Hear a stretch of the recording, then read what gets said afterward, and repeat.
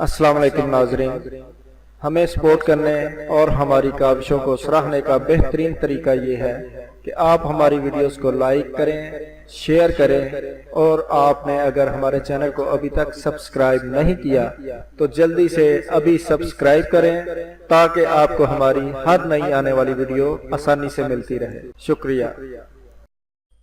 मुअज़्ज़ज़ सामीईन व नाज़रीन, आज हम आपको एक ऐसा छोटा सा टोटका बता रहे हैं कि जिससे अगर आप दूध की खीर बना रहे हैं तो अक्सर ये होता है कि दूध नीचे लग जाता है और उसकी वजह से खीर का जायका चेंज हो जाता है। लेकिन अगर आप खीर बनाने वाले बर्तन में थोड़ा सा पानी पहले उबाल लें और उसको फिर फेंक दें या किसी काम ले आएं और उसके बाद उसी बर्तन में खीर पकाएं तो इंशाल्लाह दूध नीचे नहीं लगेगा और खीर भी इंतहाई लजीज पकेगी।